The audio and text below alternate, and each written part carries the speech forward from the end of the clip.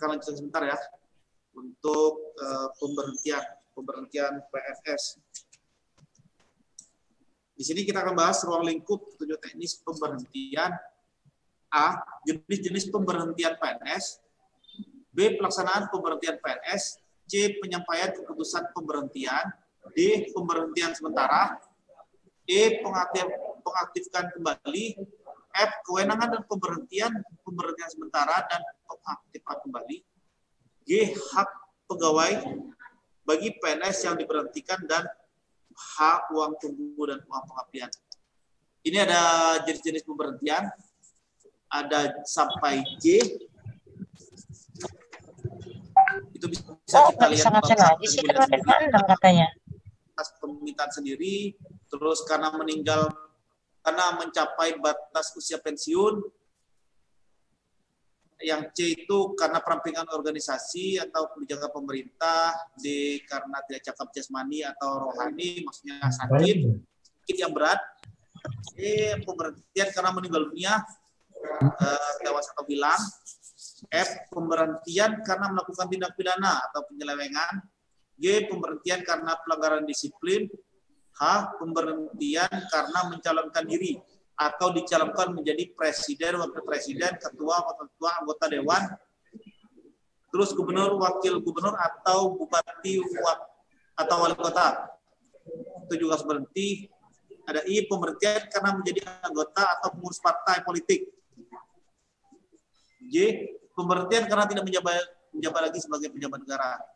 Nah, Bapak dan Ibu, sebagaimana kita ketahui bahwa PNS itu dilarang untuk mengikuti politik praktis. Jadi di poin I itu ada jenis pemberhentian karena menjadi anggota atau pengurus partai politik.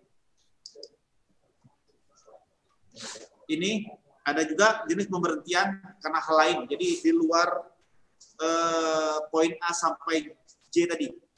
Poin A-nya tidak melapor setelah selesai menjalankan cuti di luar tanggungan negara. Kemudian ada B,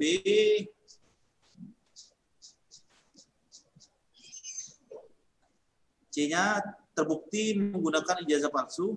Jadi menggunakan ijazah palsu bagi PNS juga dapat diberhentikan. D, tidak melapor setelah menjalankan tugas belajar. Setelah tugas belajar, masa tugas belajar, tidak melapor ke instansi pembina atau instansi asal, juga bisa dapat diberhentikan. Ada E, PNS menerima uang tunggu tapi menolak untuk diangkat kembali dalam jabatan.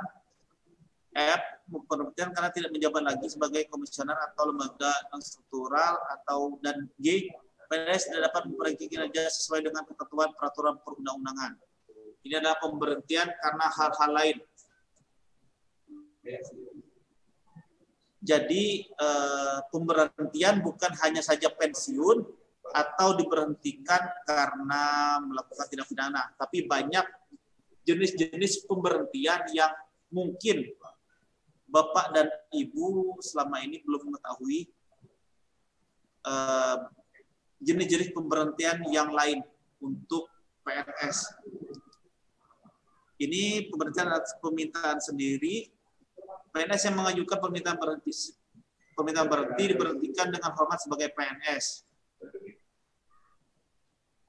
Nah, itu ada poinnya. Apabila PNS bersangkutan masih perlukan untuk kepentingan dinas, permintaan berhenti dapat ditunda untuk paling lama 1 tahun yang dihitung sejak keputusan penundaan oleh PPK.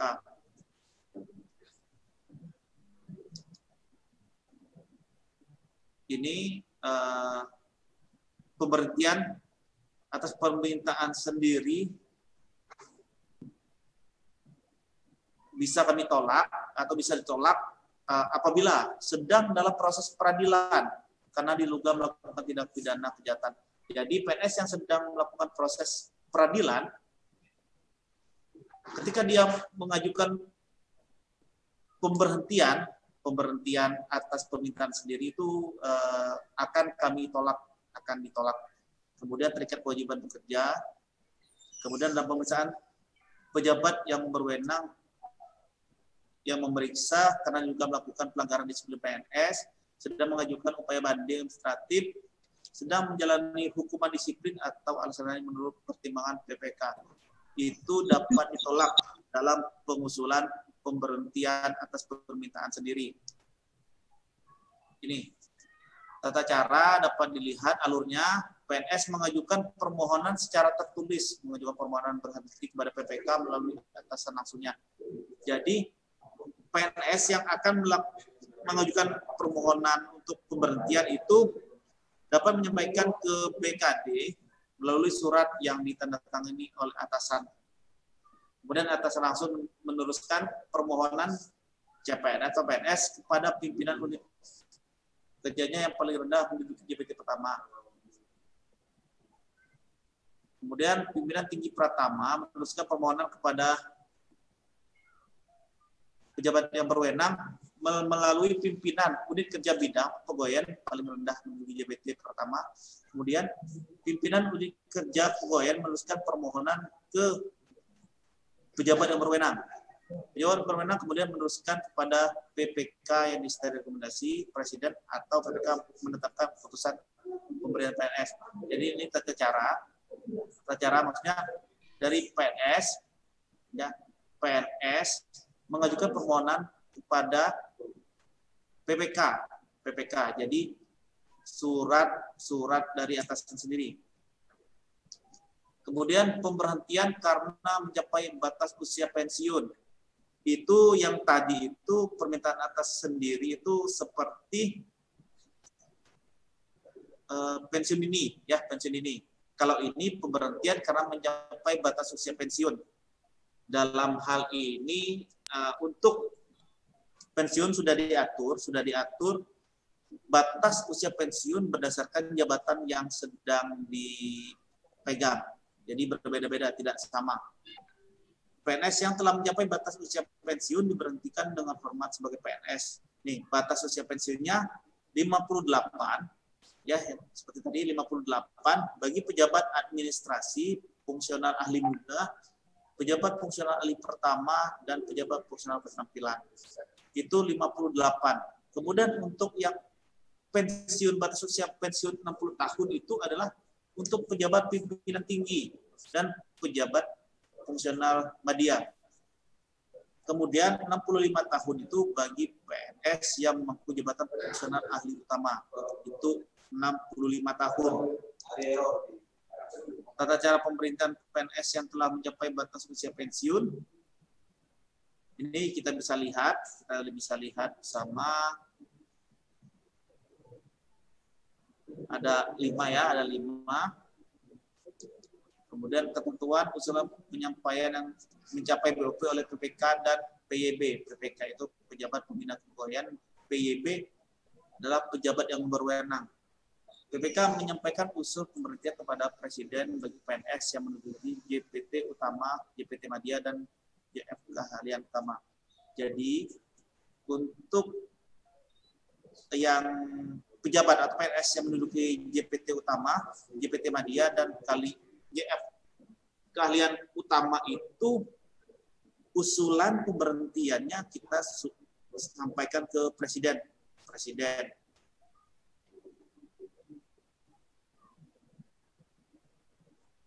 Itu dapat kita lihat bersama ya. Untuk yang lain-lain juga, pertimbangan teknis, kepala BKN, atau kepala kantor regional BKN ditetapkan paling lama 14 hari kerja sejak berkas usul pensiun dinyatakan secara lengkap dan diterima. Kemudian ini adalah pemberhentian karena perampingan organisasi atau kebijakan pemerintah. Ada itu ya, bisa dilihat.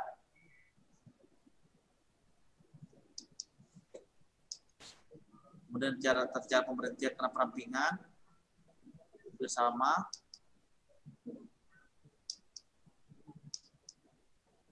Ini pemberhentian karena tidak cakap jasmani atau rohani. Bisa tidak cakap jasmani artinya dalam kondisi fisik tidak memungkinkan lagi untuk bekerja atau menduduki suatu jabatan, dan atau rohani daw atau rohani ini artinya dari segi mental yang bersangkutan itu tidak bisa lagi untuk mengikuti atau menjalankan pekerjaan sebagai PNS. Diberhentikan dengan hormat apabila tidak dapat bekerja lagi dalam semua jabatan karena kesehatan. B. Menderita penyakit atau kelainan berbahaya bagi diri sendiri atau lingkungan kerjanya. C. Tidak mampu bekerja kembali setelah berakhirnya cuti sakit. Nah, itu bisa diberhentikan dengan hormat.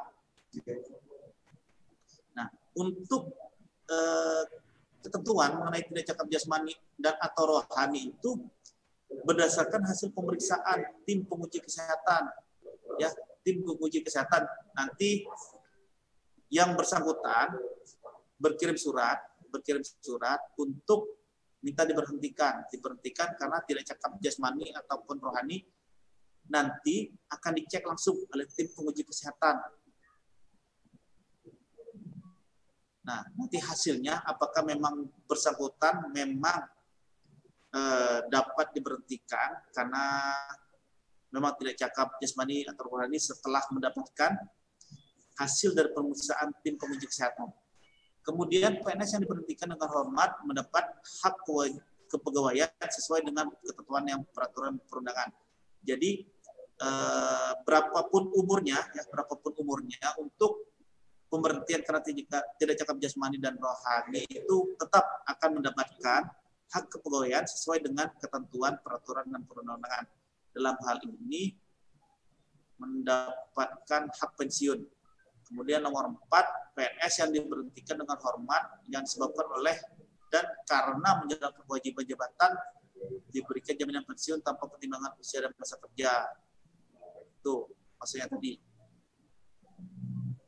PNS yang diberhentikan dengan hormat dan tidak disebabkan oleh karena diberikan jaminan pensiun apabila telah memiliki masa kerja pensiun paling singkat 4 tahun. Siapa itu? Oh iya, siapa ya? Ada yang ngomong dong.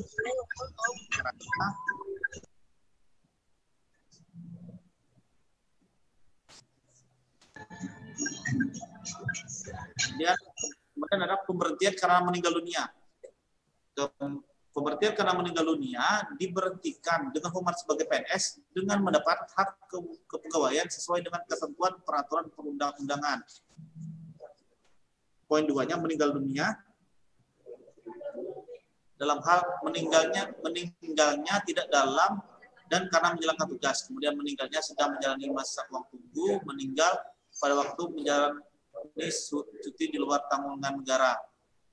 Meninggal dunia tidak dalam keadaan yang tidak ada hubungannya dengan dinas, dan meninggal dunia bukan karena perbuatan anasir yang tidak bertanggung jawab dan atau bukan sebagai akibat tindakan anasir itu dalam menjalankan tugas kewajiban.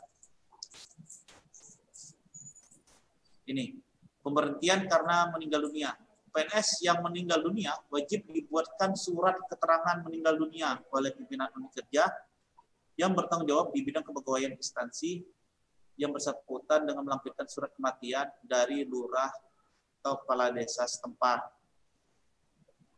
Kemudian apabila PNS yang meninggal dunia telah berkeluarga, kepada janda atau duda atau anaknya diberikan hak kepegawaian sesuai dengan ketentuan peraturan perundang-undangan. Kemudian 3, apabila PNS yang meninggal dunia tidak berkeluarga, kepada orang tuanya diberikan hak kepegawaian sesuai dengan ketentuan perundang-undangan peraturan perundang-undangan. Jadi poin 2 itu ketika PNS tersebut meninggal dan telah berkeluarga akan diberikan hak pensiunnya kepada suami atau istri, maksudnya janda atau dudanya, suami atau istri yang ditinggalkan dan anaknya. Nah, namun kepada PNS yang belum berkeluarga, nah untuk hak pensiun itu akan diberikan kepada orang tua.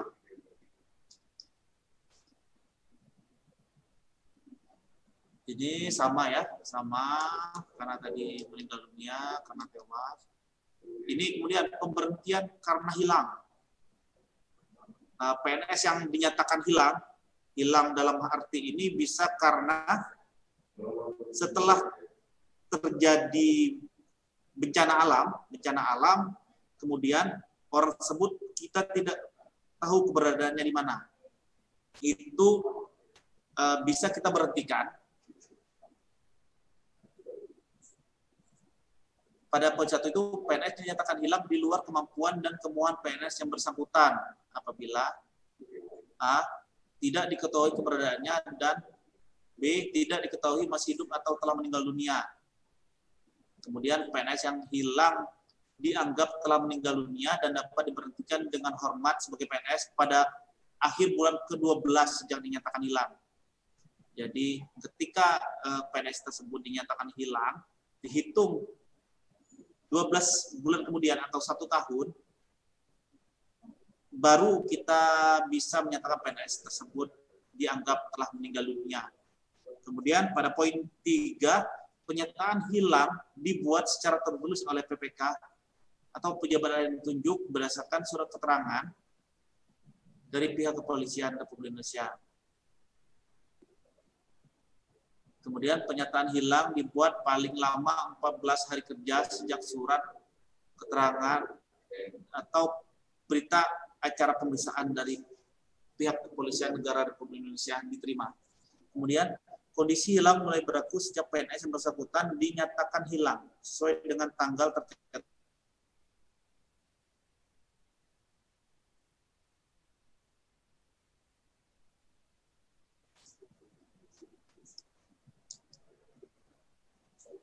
Kemudian janda atau duda atau anak dari PNS yang hilang diberi hak kepegawaian sesuai dengan ketentuan peraturan perundangan terdiri atas gaji pokok, tunjangan keluarga, tunjangan pangan, tunjangan jabatan, sampai dengan ditetapkan peraturan pemerintah yang mengatur mengenai program jaminan pensiun dan jaminan hari tua. Kemudian dalam hal PNS yang hilang, ditemukan kembali dan masih hidup dapat diangkat kembali menjadi PNS sepanjang bersangkutan belum mencapai batas usia pensiun. Jadi yang tadi, ketika PNS tersebut dinyatakan hilang, kemudian ditemukan kembali dan masih hidup dapat diangkat kembali sebagai PNS sepanjang yang bersangkutan belum mencapai batas usia pensiun.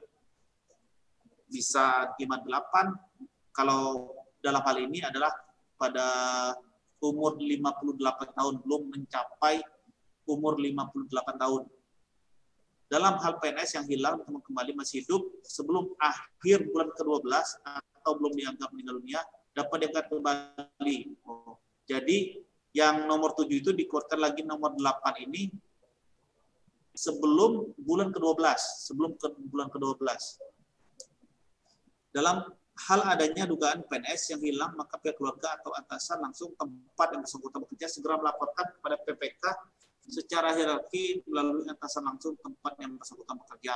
Dalam hal ini disampaikan oleh Kepala PD ya, Kepala Perangkat Daerah.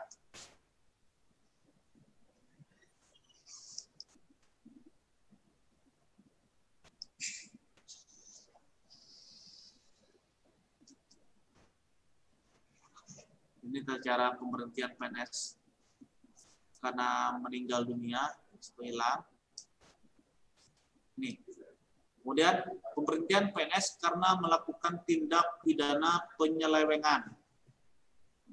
PNS dapat diberhentikan dengan hormat atau tidak diberhentikan karena dihukum penjara berdasarkan putusan pengadilan yang telah memiliki kekuatan hukum tetap karena melakukan tindak pidana dengan hukuman pidana penjara paling singkat 4 tahun dan pidana yang dilakukan tidak berencana.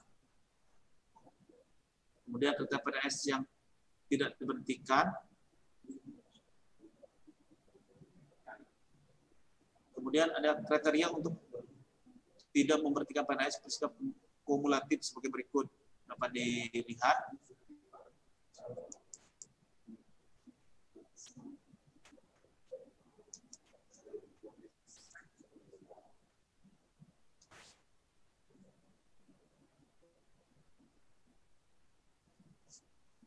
Pada poin 7, PNS diberhentikan dengan tidak hormat apabila A. Melakukan penyelewengan terhadap Pancasila dan Undang-Undang Dasar Negara Republik Indonesia tahun 1945. Jadi, apabila PNS melakukan penyelewengan terhadap Pancasila dan Undang-Undang Dasar Negara Republik Indonesia tahun 1945, maka PNS diberhentikan tidak hormat, tidak melihat lamanya pidana penjara atau kurungan yang telah diputus oleh pengadilan yang telah memiliki kekuatan hukum. Jadi tidak mesti minimal 2 tahun, berapapun putusan yang telah ditetapkan apabila melakukan penyelewengan terhadap Pancasila dan undang-undang tetap diberhentikan dengan tidak hormat. Kemudian dipidana dengan pidana penjara kurungan berdasarkan putusan pengadilan yang telah memiliki kekuatan hukum karena melakukan tindak pidana kejahatan jabatan, dan tindak pidana kejahatan itu ada hubungannya dengan jabatan. Kemudian menjadi anggota dan atau pengurus partai politik itu diberhentikan dengan tidak hormat. Kemudian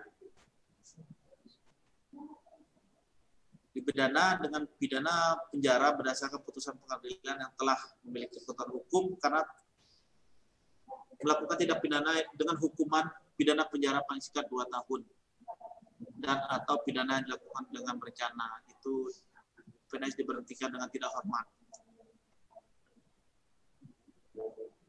Ini bisa disaksikan tindak pidana kejahatan jabatan, yaitu tindak pidana yang dilakukan PNS dalam jabatan karena melaksanakan tugas jabatannya yang berdasarkan pada putusan pengadilan yang telah berkekuatan hukum tetap, terbukti melanggar ketentuan peraturan perundangan yang mengatur mengenai korupsi yang merugikan keuangan negara atau perekonomian negara, serta dipidana dengan pidana penjara atau denda sesuai dengan ketentuan perundang-undangan dimaksud.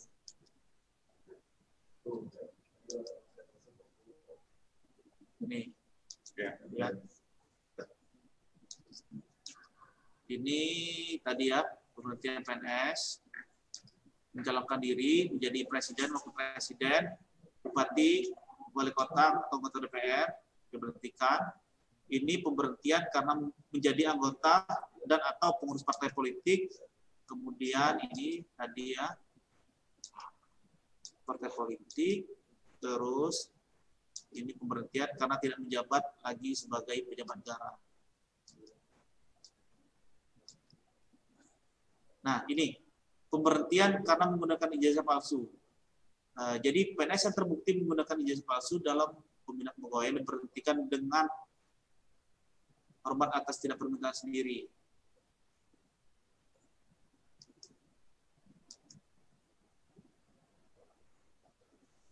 Terus PNS juga bisa diberhentikan karena tidak melapor setelah selesai tugas belajar. Ini ketika PNS selesai tugas belajar telah melapor dalam hari yang telah ditetapkan, akan diberhentikan juga. Ini tidak melapor.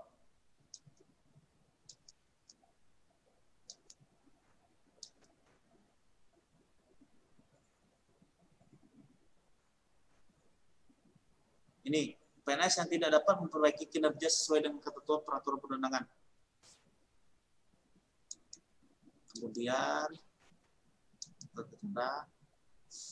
ini pemberhentian sementara. PNS diberhentikan sementara apabila A. diangkat menjadi pejabat negara, B. diangkat menjadi komisioner atau anggota lembaga non-struktural, atau C. ditahan karena jadi tersangka tindak pidana, itu bisa diberhentikan sementara.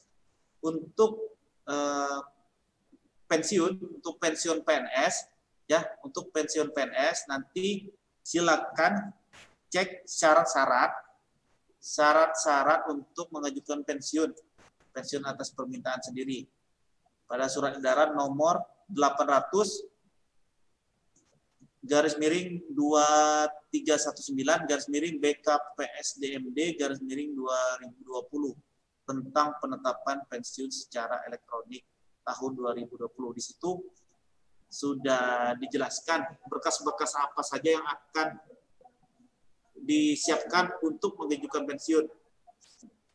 Walaupun yang ikut rata-rata CPNS, yang mungkin masih muda-muda ya, belum kepikiran untuk pensiun, tapi setidaknya harus mengetahui lah syarat-syarat apa saja yang harus disiapkan untuk mengajukan pensiun.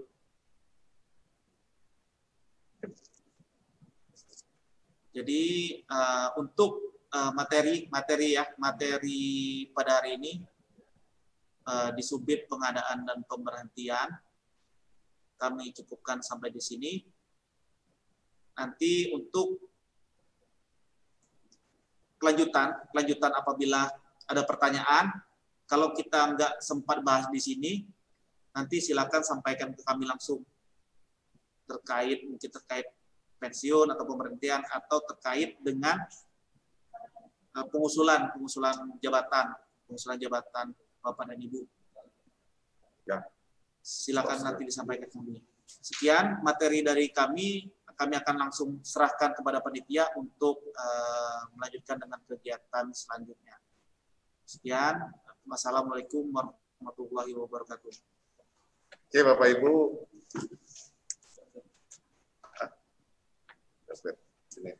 Sini ya, kedua sini ya.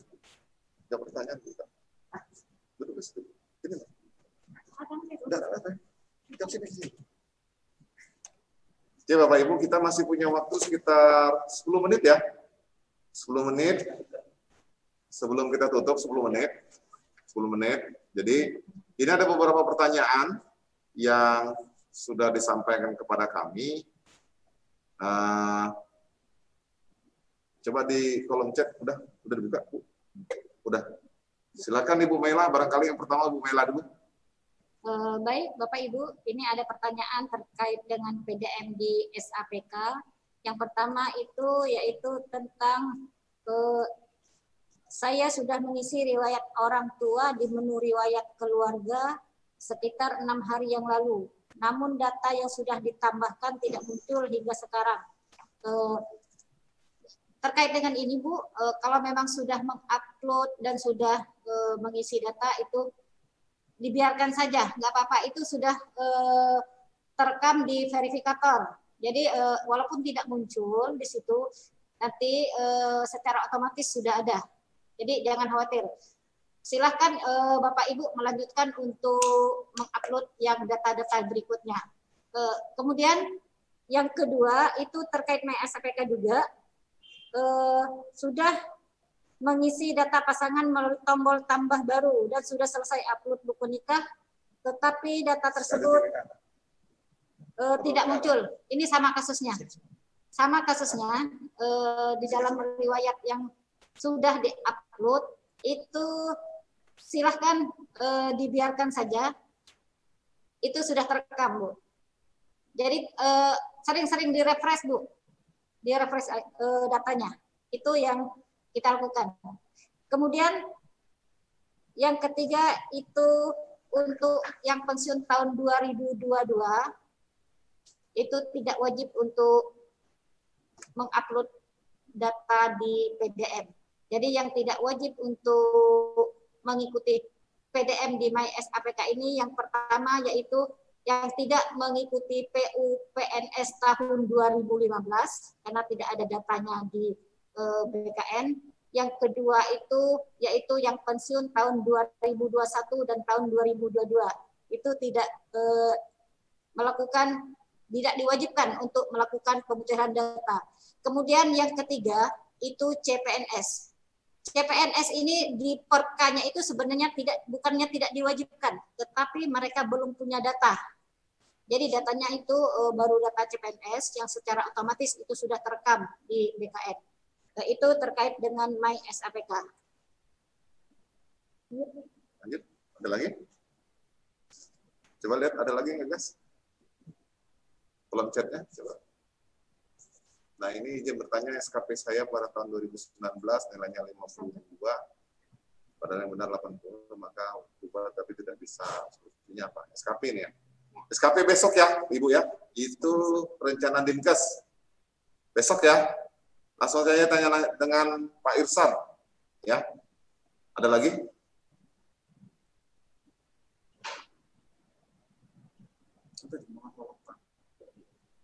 Oke, nggak ada lagi? Ini batas tanggal pengisian SAPK tanggal 14 Oktober 2021, apakah hanya untuk input data atau sudah harus sampai ke proses approve? Silakan Bu. Baik, Bapak Ibu, terkait dengan pemutaran data di aplikasi My SAPK itu sampai tanggal 14 itu sudah sampai di verifikator. Belum sampai ke approval, di verifikator. Untuk sementara ini, untuk approval-nya itu belum ada arahan lebih lanjut dari pihak BKN-nya. Itu yang dapat disampaikan Bapak Ibu. Oke ya, itu. Terus ini dari Belinyu, SMK Negeri Belinyu. Mau tanya Bu, kalau sudah terdaftar sebagai anggota Korpri, untuk mendapatkan kartu Korprinya bagaimana? Oh, baik Bapak Ibu, kita sudah menyampaikan surat ke seluruh perangkat daerah untuk menyampaikan di situ kita akan mengajukan kartu tanda anggota Korpri. Jadi masing-masing pegawai itu dibebankan ada biaya penggantian sebesar 35.000 per orang. Itu yang akan kita proses ke Dewan Pengurus Korpri Nasional. Jadi yang proses KTA ini Dewan Pengurus Korpri Nasional itu nanti dalam bentuk kartu berisi kerjasama dengan BRI. Ya, nanti itu ada biayanya. Suratnya sudah disampaikan ya Bu ya, Bapak Ibu semuanya nanti tanyakan aja sama TU-nya. Ya, kalau kurang paham, datang aja ke kami WA ke Ibu Maila. MySPK untuk MySPK seharusnya diupload SKP mulai tahun berapa? Karena saya tahun 2015 sedang sampai 2015 sampai 2020, sedangkan teman saya hanya 2019 sampai 2020. Mohon penjelasan. Makasih. Baik Bapak Ibu, untuk SKP yang diupload di My SPK ini itu disarankan SKP 2 tahun terakhir. Jadi tahun 2019 dan tahun 2020 itu sudah ini. Ya, 2 tahun terakhir ya Bu. 2 tahun terakhir ya. Terus Assalamualaikum, mengapa SKPK saya nggak bisa diupdate, server sedang diperbarui. Nah itu jawabannya udah dijawab tuh, server sedang diperbarui. Atau sinyal ya, atau apalah mungkin. Sekarang kan 4 juta lebih pegawai seluruh Indonesia yang lagi sibuk semua mengisi itu MySPK-nya. Jadi mungkin kemungkinan di situ. Mungkin tadi Ibu Mela juga udah sambil ngasih materi, beliau bilang ya di malam lah. Malam mungkin bisa subuh gitu. Kalau sekalian setengah subuh. Ini bagaimana yang BKN nih? Ya, baik. Bapak Ibu, itu terkait dengan masa kerja sebelum PNS karena ada perpres dari BKN-nya. Nah, ini yang ada penambahan masa kerja silahkan di-upload itu SKCPNS-nya. Karena kalau yang dari honorer sebelum menjadi PNS itu ada penambahan masa kerjanya di SKCPNS atau di SKPNS-nya. Jadi kalau yang kelihatannya di SKPNS, perpreknya silakan mengupload SKPNS atau SKCPNS-nya. Oke, itu ya. Ini untuk KIA Bu, kartu anak, KTP orang tua, apakah harus diinput juga karena ada anak yang belum punya KIA? Ya, untuk KIA itu tidak diupload karena KIA itu di riwayat keluarga itu hanya memasukkan nomor KIA-nya, tetapi yang diuploadnya nanti itu akte kelahiran. Akte kelahiran, ya. Cukup akte kelahiran aja? Iya, akte kelahiran. Karena yang di file upload itu untuk akte kelahiran. Itu sudah bisa. Oke, itu aja barangkali. Pertanyaan, pensiun dini. Oh ya, yang nanya pensiun dini. Ada di atas. Ada di atas. Di mana? Ini, tuh. Atas. Tuh. Coba. Bagaimana dengan istilah pensiun dini? Silakan Pak Merdian. Ya, untuk pensiun dini adalah pengajuan pensiun ya atas permintaan sendiri sebelum mencapai batas usia pensiun, itu termasuk pensiun dini. Nah, ada dua kriteria terkait pensiun dini. Ada pensiun dini yang tidak mendapatkan hak pensiun seperti hak pensiun ya. Ada pensiun yang bisa mendapatkan hak pensiun seperti uang pensiun. Untuk pensiun dini yang mendapatkan hak pensiun sesuai dengan peraturan pemerintah nomor 11 tahun 2017, itu seorang PNS minimal berusia 45 tahun dan memiliki masa kerja selama 20 tahun. Itu bisa mengajukan pensiun dini dan mendapatkan hak pensiun. Tata caranya seperti yang tadi yang saya sampaikan di surat edaran, dan ada tambahan surat pengajuan kepada PPK dalam hal ini adalah gubernur. Jadi yang bersangkutan menyampaikan pengajuan untuk pensiun dini kepada gubernur, dan apabila nanti pensiun tersebut disetujui oleh gubernur, maka akan kami proses. Kemudian apabila tidak memenuhi syarat 45 tahun, umur 45 tahun, dan masa kerja 20 tahun itu, silakan kepada Bapak dan Ibu kalau ada yang mau mengajukan pensiun ini. Ya, pensiun ini tetap kami proses, tapi tidak mendapatkan hak uang pensiun.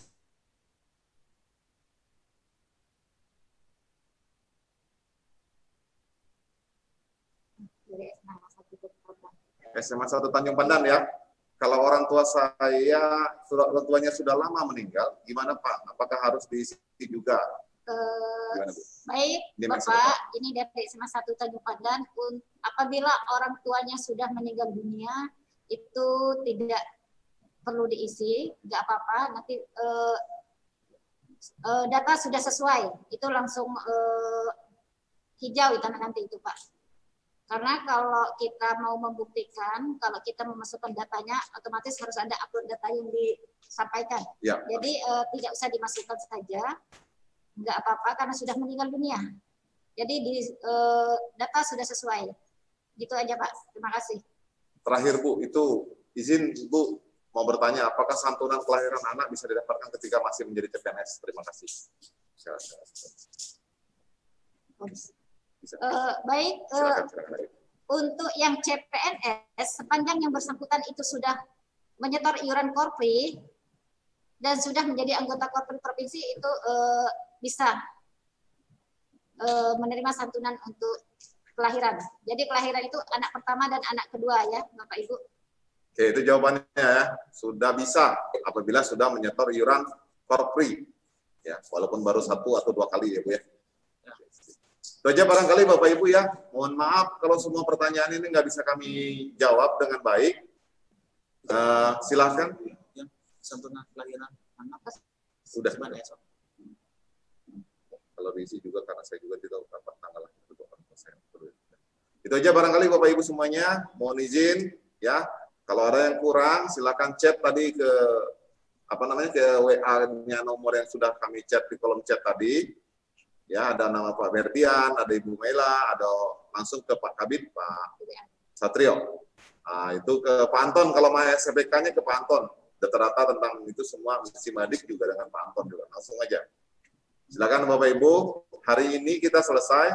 Besok kita akan mulai lagi di jam 8 dengan sosialisasi pengadaan Perpres 16 tahun 2018 tentang pengadaan barang dan jasa dan perubahannya Perpres 12 tahun 2021.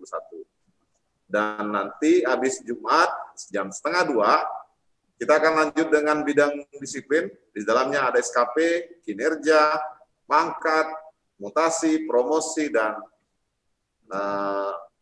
hukuman disiplin. Ya Bapak Ibu, Itu aja barangkali hari ini, karena waktu juga sudah lewat 2 menit. Terima kasih atas partisipasi Bapak Ibu semuanya. Sampai ketemu besok pagi. Salam sehat dari kami. Sukses semuanya Bapak Ibu semuanya ya. Salam sehat kami dari kami. Sampai ketemu besok pagi di hari yang Jumat jam 8 kita akan mulai lagi. Terima kasih Bapak Ibu. Selamat sore. Assalamualaikum warahmatullahi wabarakatuh. Assalamualaikum warahmatullahi wabarakatuh. Thank you, Bu Maila. Oke, Terima kasih. Siap.